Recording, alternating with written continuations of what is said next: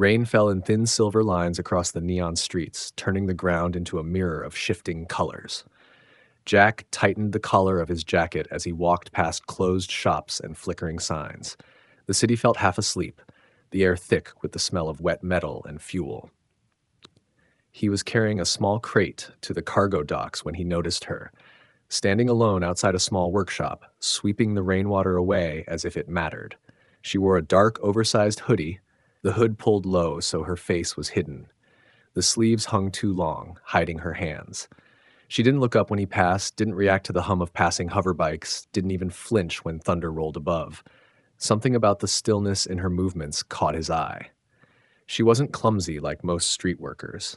Every motion was smooth, controlled, almost deliberate. Jack slowed down. "You're out late," he said, trying to sound casual. The girl didn't answer. She kept sweeping, her small boots splashing in the shallow water. He glanced around. This part of the city wasn't safe at night. Too many gangs, too many people who'd sell a stranger for credits. "You hungry?" he asked, pulling a small flask from his pocket. "It's hot tea." Her head tilted slightly, but she didn't take it. Instead, she shifted her grip on the broom and stepped back. He caught a glimpse of pale skin under the sleeve. Her hand brushed his when she moved past him, and for a brief second, he felt it. Like a faint vibration, a hum of energy running through her skin into his. It was gone as fast as it came. Before he could ask about it, a shadow fell over them. Jack turned to see 3 tall figures stepping out of an alley. They were rough-looking aliens with patchy armor and weapons strapped to their sides. One of them grinned, revealing sharp teeth. Well, the tallest one said, voice dripping with threat. "We've been looking for you, girl." Jack stepped forward without thinking. "She's working. Leave her alone." The thug laughed. "This doesn't concern you, human." The girl stopped sweeping. Slowly, she straightened, her head still down. The rain tapped softly on her hood.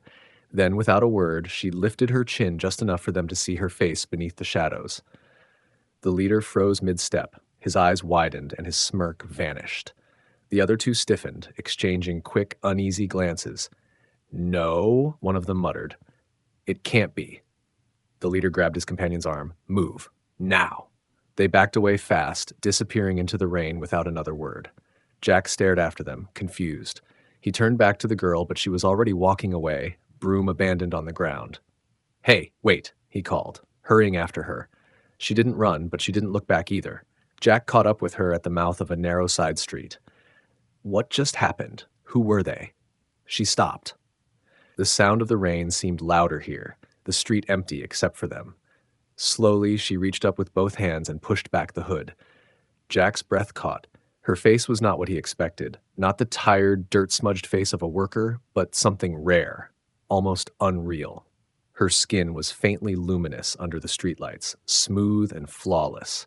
Silver streaks ran through her dark hair, framing a pair of deep, bright eyes that didn't belong to any laborer. She looked at him with calm intensity, her gaze steady, unblinking. "You don't know me," she said softly. Jack nodded slowly. "Not yet." Her lips curved into something that wasn't quite a smile. "And you won't, if you want to live." Before he could reply, a faint humming sound filled the air. Jack looked up to see 2 small drones gliding above the rooftops, their blue scanning lights sweeping the ground. The girl's eyes narrowed. She grabbed his wrist suddenly, her grip strong, and pulled him toward the alley. "Move," she whispered. They slipped into the shadows as the drones passed overhead. She moved quickly, knowing exactly when to pause, when to step forward, as if she could predict the machine's patterns. Jack followed, his mind racing. Whoever she wasn't just a street worker. At the far end of the alley, she stopped and pressed him against the wall, her face inches from his. "Don't breathe too fast," she murmured.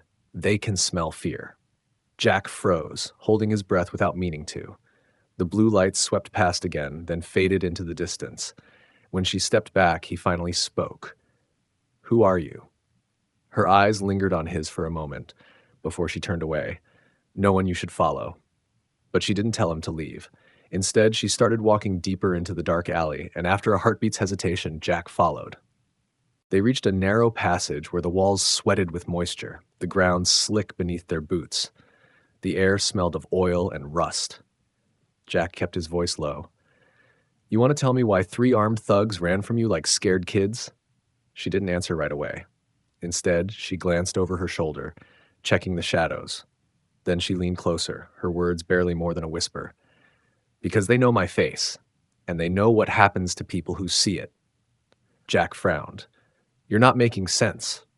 Her eyes flicked toward a broken streetlight above them, as if she was scanning for something unseen. "Good," she said. "The less sense it makes to you, the safer you are." They moved on, the rain growing lighter as they passed under the shelter of old steel walkways. The hum of the city faded, replaced by the drip of water from cracked pipes. Jack's curiosity burned hotter with each step. "What's your name?" he asked. "Lyra," she said after a pause. Her voice was calm, but carried a weight that made it feel older than she looked. Jack tried the name out in his head. It sounded familiar, but he couldn't place it. "All right, Lyra. Where are we going?" "Somewhere the eyes in the sky can't see us," she replied. Before he could ask more, a sudden beam of light swept across the far end of the passage. Jack's instincts screamed, and he ducked behind a pile of broken crates. Lyra didn't hide. She stood perfectly still, watching 2 hovering drones drift past. Their searchlights scanned the ground, moving with cold precision. Jack reached out to pull her down, but she shook her head. "They've already seen me. Moving now will get us both killed." The drones paused for a heartbeat, their lenses locking on her. Jack's pulse pounded in his ears. Then, as if losing interest, they floated away, vanishing into the mist. "How did they just ignore you?" Jack asked when the danger passed. Lyra began walking again. "Because they think I'm dead. They think I've been dead for years." Jack's steps faltered. "What are you talking about?" She turned down another alley without answering, and he followed. The buildings here were older, their walls covered in faded symbols from a time before the city's neon towers. The streets narrowed until they were little more than corridors. When they reached a steel door half buried under years of grime, Lyra stopped. She pressed her palm against a rusted panel, and Jack noticed faint lines of light spreading from her skin into the metal. The door unlocked with a click. Inside, the air was warmer, filled with the smell of old machinery. A single dim lamp illuminated a small space stacked with crates, broken equipment, and worn blankets on the floor. She moved to a corner and began checking a small metal case. Jack watched her, unease curling in his stomach. "You're going to have to explain sooner or later." Lyra opened the case, revealing a sleek blade with an unfamiliar design. She held it up, the light glinting off the silver edge. "This belonged to my family, my real family." Jack's eyes narrowed. "You mean? I'm not a worker. I'm not even supposed to be here." Her gaze met his, unblinking. "I was born in the royal palace of Veyron. My father was king. My mother was killed when I was a child. The rest of my family was slaughtered during the coup." Jack felt his stomach twist. He'd heard of Veyron, an alien empire feared across the systems. Its royal bloodline had been wiped out years ago, or so everyone believed. "That's impossible," he said. "The last princess was executed." Lyra's mouth curved into a bitter smile. "That's the story they told. The truth is I escaped, but survival came with a price." Before Jack could ask more, the sound of heavy boots echoed in the corridor outside. Lyra's eyes snapped toward the door. Without speaking, she motioned for Jack to follow her deeper into the room.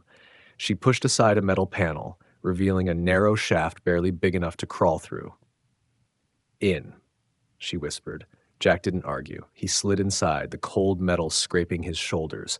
Lyra followed, pulling the panel closed behind them just as the steel door outside slammed open. Through the thin wall, Jack heard voices, low, searching. "She was here," one said. "I can still smell her." Jack froze. The footsteps came closer, boots scraping against the floor. Then silence. For a moment, he thought they'd been found, but then a crash echoed as something metal was kicked over. "She's gone," another voice growled. "Move out. We'll track her." The door slammed shut again, and their footsteps faded. Jack let out a slow breath. "They were here for you." Lyra's voice was calm, almost cold. "They'll always be here for me, which is why you should leave before you end up like the rest who tried to help." Jack met her gaze in the dim light of the shaft. "Too late for that." She didn't reply, but something in her eyes changed. Just for a moment, before she started crawling forward again into the dark. The shaft opened into a wide underground tunnel, its walls lined with old pipes and flickering strips of dying lights. The air was damp and carried a faint metallic taste. Jack climbed out first, helping Lyra down. She moved with quiet precision, her boots making almost no sound against the wet floor. "Where are we now?" Jack asked, looking down the endless stretch of shadow. "Under levels," Lyra said. "Places the patrols avoid, too many blind spots for their scanners." Jack followed as she set a steady pace, weaving through the maze of steel and stone. The tunnel branched in several directions, but Lyra always seemed to know which way to go. She didn't hesitate once, not even at the intersections where every path looked the same. After several minutes, Jack noticed faint sounds in the distance, drips of water, the hum of distant generators, and something else, softer, almost like whispers. He glanced over his shoulder, but the tunnel behind them was empty. "You hear that?" he asked. Lyra nodded but kept walking. "We're being followed. Keep moving." Jack's pulse quickened. He tried to listen while keeping his footsteps quiet. The whispers faded, replaced by the faint scrape of something metallic against stone. It was close enough to make the hair on his neck rise. They rounded a corner and came to a section of the tunnel with a low ceiling and a collapsed side wall. Lyra ducked under a hanging beam, her movements quick. Jack squeezed through behind her, but his shoulder brushed a loose pipe, making a sharp clang. The sound traveled through the tunnel like a warning bell. From the darkness behind them came an answering noise, a quick, mechanical hiss. Lyra grabbed his arm and broke into a run. "Move! Now!" The tunnel curved sharply, opening into a wider chamber filled with shallow pools of murky water. Broken catwalks hung above, their railings twisted and bent. The smell here was stronger, rust and something faintly rotten. Jack's boots splashed in the water, and he saw movement out of the corner of his eye. Something was slithering in the far shadows. "What is that?" he whispered. "Not what?" Lyra said, drawing a slim blade from her side. "Who?" From the darkness stepped three figures in matte black armor, each with glowing red lenses where their eyes should be. They carried weapons shaped like hooked spears. One of them tilted his head. "Target located," he said in a voice that was flat, almost inhuman. The moment the words left his mouth, they charged. Lyra moved first, spinning to meet the nearest attacker. Her blade flashed in the dim light, slicing across his weapon before it could strike. Sparks flew. Jack ducked as another spear swung toward his head, barely missing him. He grabbed a length of loose pipe from the ground and swung it hard, catching the attacker in the side. The blow didn't do much damage, but it bought him enough time to dive behind a broken support column. Lyra fought with sharp, controlled movements, each strike precise. She ducked under a spear, kicked an attacker's knee sideways, then drove her blade into the gap in his armor. He dropped with a metallic thud. The remaining two circled her. Jack could see they were coordinating, waiting for an opening. One feinted, the other lunged. Lyra blocked one strike but couldn't dodge the second completely. A spear grazed her arm, leaving a bright streak of silver blood. Jack's eyes widened. He remembered her warning. Anyone who saw her bleed would know exactly what she was. The attacker seemed to realize it too. "Royal blood confirmed," he said into his comm. Lyra's eyes went cold. She spun with sudden fury, her blade cutting through the second attacker's weapon and dropping him in the same motion. The last one tried to retreat, but she moved faster, catching him by the collar and driving him into the wall hard enough to dent the metal. When it was over, she stood still for a moment, breathing evenly despite the silver blood trickling down her sleeve. Jack stepped out from behind the column, his grip still tight on the pipe. "They know," he said quietly. "They've always known." Lyra replied, wiping her blade clean. "It's just a matter of time before more come." She moved toward a narrow service tunnel at the far end of the chamber. Jack followed, but the question burned in his mind. "You fight like a soldier." Lyra didn't slow down. "I was trained to command soldiers before everything happened. And now?" Her gaze stayed forward. "Now I'm running from the ones I used to command." The tunnel beyond was tighter, forcing them to walk single file. The sound of dripping water was constant, like an endless clock counting down. After a few turns, they emerged into another open space, this one filled with rows of abandoned maintenance vehicles coated in dust. Lyra stopped and crouched behind one of the larger machines. She gestured for Jack to do the same. "We can rest here for a few minutes. Then we move again." Jack sat down, his back against cold metal. You could have left me back there, he said. Lyra met his eyes in the dim light. I could have, but I didn't. For a long moment, neither spoke. Somewhere above them, faint footsteps echoed, and Jack knew their hunters hadn't given up. Jack's breathing slowed as the sound of footsteps above faded. The dim light from a cracked ceiling panel cast long shadows over the dusty vehicles around them. Lyra was checking the edge of her sleeve where the silver blood had dried. She tore a strip of fabric from her hood and wrapped it tightly around the wound. You're hurt, Jack said. It's nothing, she replied. I've had worse. He leaned against the cold metal frame of the maintenance vehicle. You keep saying people will kill you if they know who you are, but I've already seen your face. I've seen your blood, so why keep me alive? Lyra looked at him, her eyes unreadable. Because you helped me when you didn't have to. That counts for something. The silence stretched between them until a distant rumble shook the floor. Dust drifted from the ceiling. Lyra stood instantly, her hand on her blade. They're using scanners, she said. They'll find us faster now. Jack frowned. Then we need to move. She nodded, but before they left, she moved to the far corner of the garage. There, hidden behind a sheet of corroded metal, was a small container. She opened it and pulled out a circular emblem of black and silver, worn with age but still intact. Jack stared. What's that? The crest of House Veyron, she said. The only thing that proves my claim to the throne. Jack took a step closer. You're really serious about this? You think you can take back an entire empire? Her voice was steady. I don't think. I know. But not yet. I need allies. I need the crest to rally them. Before Jack could respond, the sound of boots and voices echoed from the tunnels behind them. Lyra slipped the crest into a pouch at her side and motioned for him to follow. They slipped through a narrow maintenance hatch and entered another tunnel, this one lined with thick cables that hummed faintly. The air here was warmer, carrying the faint smell of ozone. As they moved deeper, Jack noticed markings on the walls, faded symbols he didn't recognize. What do those mean? He asked. Lyra's eyes flicked over them. Old clan markers. Before the Empire united, the clans marked their territory like this. These tunnels belong to my family's guard. Jack raised a brow. And now? Now they're just forgotten places, but not to me. They turned a corner and came to a small steel door with a circular lock. Lyra placed her palm on it and the faint glow from her skin spread into the metal. The lock clicked and the door slid open to reveal a hidden chamber. Inside were racks of old weapons, dusty armor, and crates stamped with symbols Jack couldn't read. A faint light flickered from a single hanging lamp. This was one of our supply caches, Lyra said, moving to check the crates. She pulled out a compact blaster and tossed it to Jack. You'll need it. Jack caught it awkwardly. I'm not much of a fighter. Then stay close to me, she said. She strapped a small pack to her back and secured her blade. Before they could leave, a sharp metallic sound rang out from the tunnel behind them. Jack tensed. Lyra's expression hardened. They found us. A moment later, the door burst inward and armored soldiers flooded the room. Their rifles lit up the dim space with bursts of red energy. Lyra moved fast, flipping over a crate and firing back with deadly accuracy.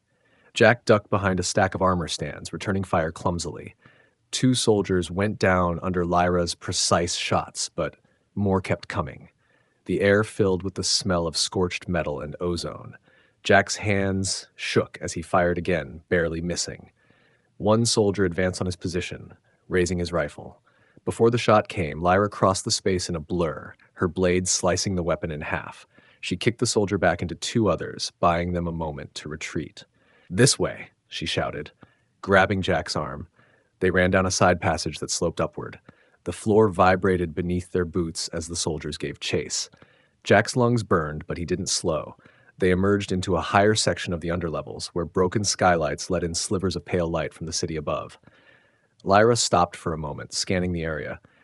We're close to an access point. If we can reach it, we can get topside. Before Jack could answer, a shadow moved above them. From the skylight dropped a tall figure in dark armor, landing silently on the floor between them and the exit. Jack raised his blaster, but Lyra put a hand out. Don't, she said. He's mine. The armored figure tilted his head. I've been waiting a long time for this, Your Highness. Lyra's grip tightened on her blade. Then you should have come ready to die. Jack backed away as the two closed the distance, their weapons meeting with a clash that echoed through the chamber. Each strike was fast and brutal, neither giving ground. Jack could only watch, the weight of her past becoming clearer with every blow she dealt. The clash of steel rang through the chamber, sharp and violent. Sparks lit the shadows as Lyra's blade met the dark figure's weapon again and again. Jack could see the strength in her strikes, but the man in armor matched her with equal force, driving her back step by step. "You've grown slower," the man said, his voice deep and distorted through his helmet. Lyra's eyes narrowed. "You'll see how slow I am when you're on the floor." She pivoted, her blade cutting low, but he blocked it and countered with a strike toward her shoulder. She ducked just in time, the edge slicing a strand of silver hair instead of flesh. Jack gripped his blaster tightly, torn between jumping in and staying out of her way. The armored man pressed forward, forcing Lyra against a wall. At the last second, she rolled aside, her foot hooking behind his leg to pull him off balance. He stumbled, and she drove her blade toward his chest. The tip hit his armor, but instead of piercing, it sparked harmlessly. Jack's stomach sank. "It's reinforced," he shouted. "I noticed," Lyra replied without looking back. The man laughed, swinging his weapon in a wide arc. Lyra caught the strike on her blade, but the force rattled her arm. She stepped back, her breathing steady, eyes locked on her opponent. Jack scanned the area, searching for anything that could help. Above, a loose beam hung from the broken skylight, held by only a few rusted bolts. He took aim at the bolts and fired. The beam groaned, then crashed down between Lyra and her enemy, showering them in dust and debris. The man stepped through the dust cloud unfazed, his red lenses glowing. "You think you can win by delaying me?" Lyra lunged at him with renewed speed, her strikes a blur. She aimed for the joints in his armor, targeting the weak points. A sharp hit to his side made him grunt, and Jack saw a thin line of dark fluid leak from under the plating. The man's tone shifted, colder now. "You should have stayed hidden, Princess. You have no army left." Lyra's eyes flashed. "I don't need an army to kill you." They locked weapons again, each pushing against the other. The floor vibrated faintly, and Jack realized the soldiers below were still searching, getting closer. If this fight dragged on, they'd all be surrounded. "Lyra, we need to go," Jack called. "Not until he's down," she said through clenched teeth. The man twisted his weapon suddenly, forcing her off balance. His armored fist slammed into her side, sending her stumbling. She caught herself on one knee, her blade still ready, but Jack could see she was tiring. Jack made a choice. He darted forward, firing at the man's exposed side. The shot hit just above the joint in his hip, making him stagger. Lyra seized the opening, driving her blade into the gap under his arm. This time, the strike went deep. The man dropped to one knee, his weapon clattering to the floor. Lyra stepped back, watching him carefully. "You think this changes anything?" he rasped. "They'll keep coming. They'll never stop."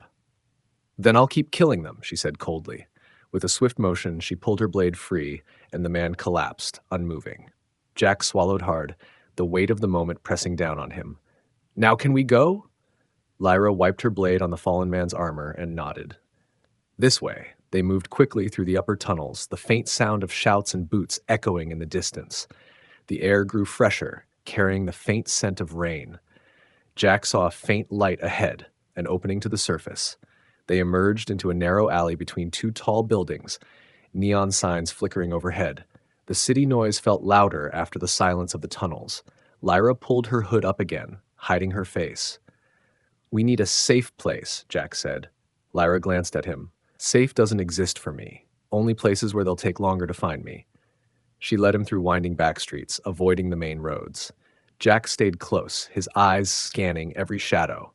They passed vendors closing their stalls, workers heading home, and patrol drones floating overhead. Lyra kept her head down, her pace steady.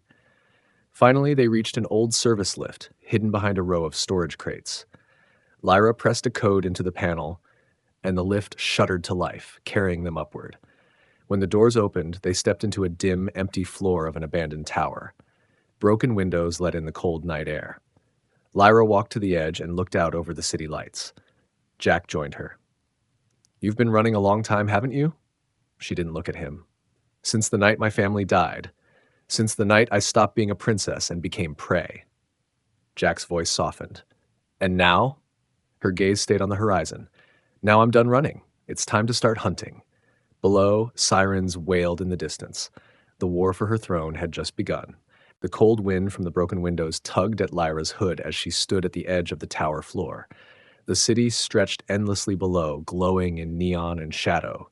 Jack stayed a few steps behind, watching her as if she might vanish at any second. We can't stay here long, she said, turning from the view. They'll track the lift. Jack frowned. Then where? There's a place, she replied. Old and hidden, but getting there means crossing a sector controlled by bounty hunters. Jack tightened his grip on the blaster she'd given him. I'm guessing they're not the friendly kind.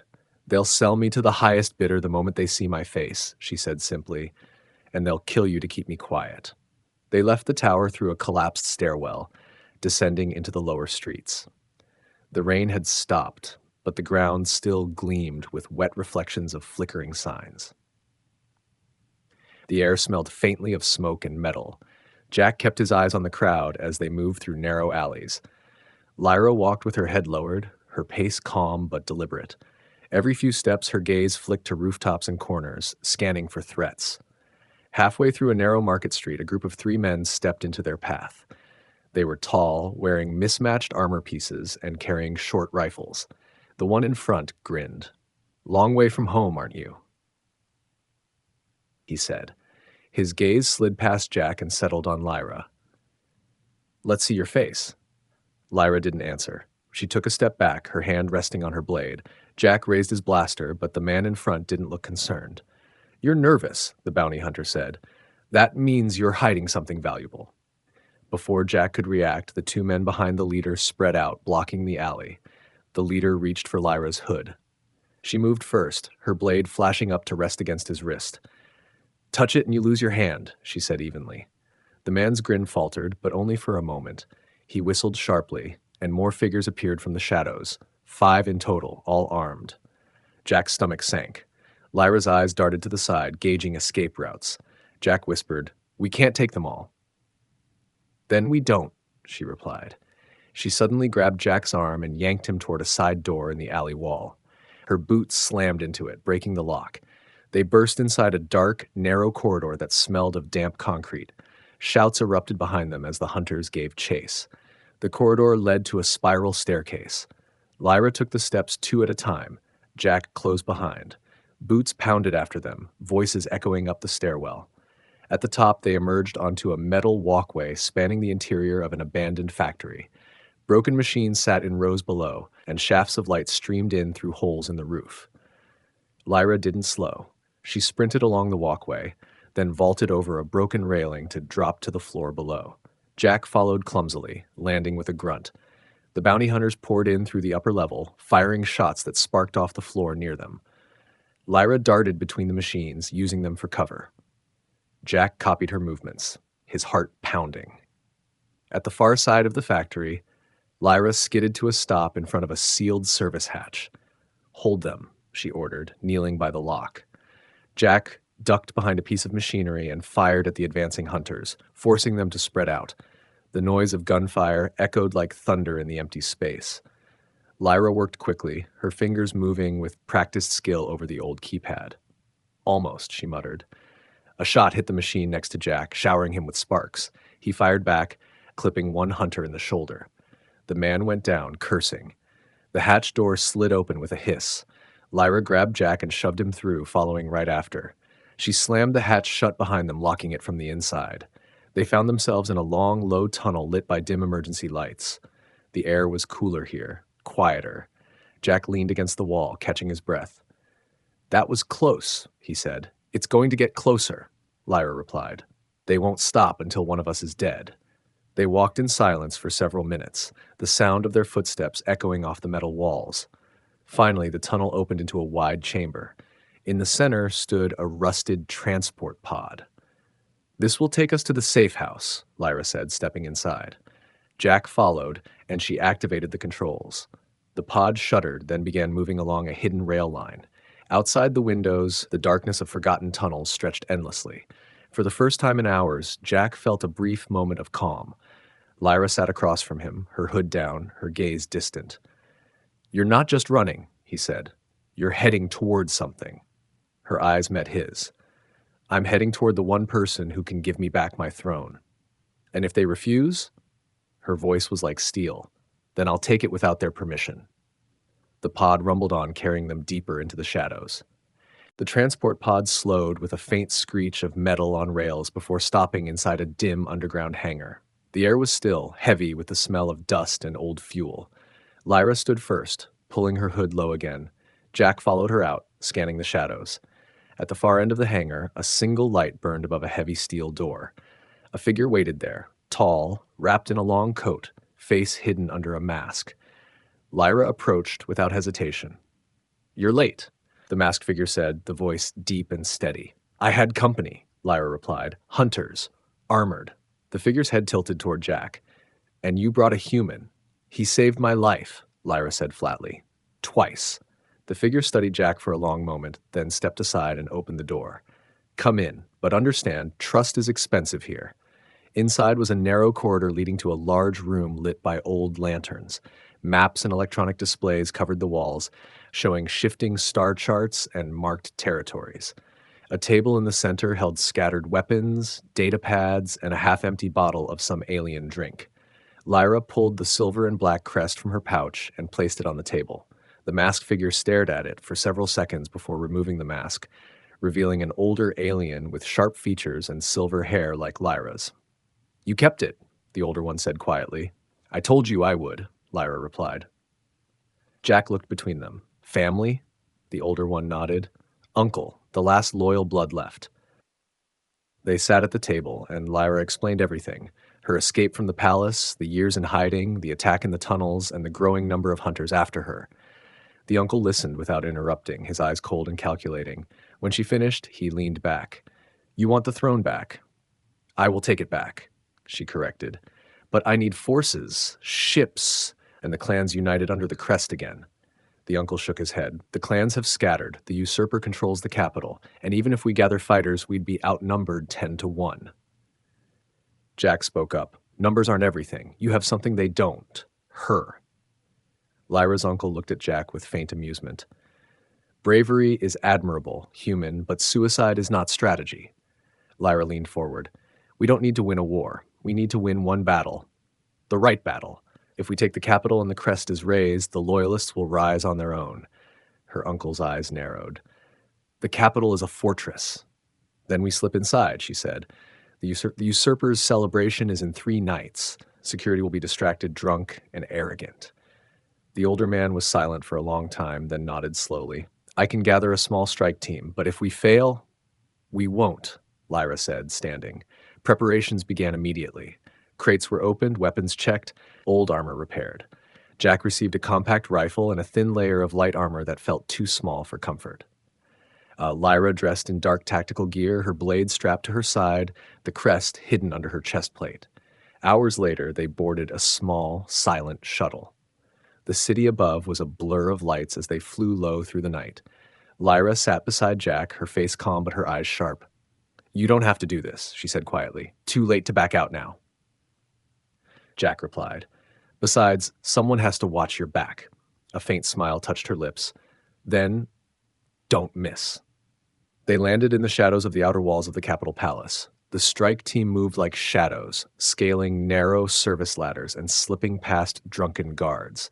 The air was heavy with the distant sound of music and laughter from the celebration inside. Inside the palace walls, Lyra led the way through hidden servant corridors she remembered from her childhood. Every step brought them closer to the grand hall where the usurper held court. When they reached the final door, her uncle placed a hand on her shoulder. If you fall here, everything ends. Lyra's grip tightened on her blade. Then I won't fall. The door opened, and they stepped into the grand hall. The usurper sat on the throne, flanked by guards in gold-trimmed armor. The music stopped at the sight of Lyra. Murmurs rippled through the crowd. The usurper rose slowly, a mocking smile on his lips. So the dead princess walks again. I was never dead, Lyra said, her voice carrying across the hall. But you will be. The fight erupted instantly. Blades clashed, blasters roared. Jack stayed close to her, firing at any guard who came too near. Lyra cut a path toward the throne, her strikes fast and merciless. The usurper met her in the center of the hall. Their blades rang in a fierce rhythm, sparks flying with each strike. He was strong, but she was faster, her movements sharpened by years of survival. With a final feint, she drove her blade through the gap in his armor. His eyes went wide, the mocking smile gone. He fell to his knees, then to the floor. Lyra turned to the stunned crowd and raised the crest high. The bloodline of Veyrin lives. The hall erupted in cheers from those still loyal, and the remaining guards threw down their weapons.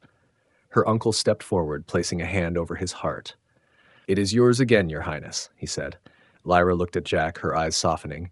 "And yours too, if you'll stay." Jack smiled faintly. "I was never just delivering cargo." Outside, the city lights burned brighter, and for the first time in years, the throne of Veyrin belonged to its true heir.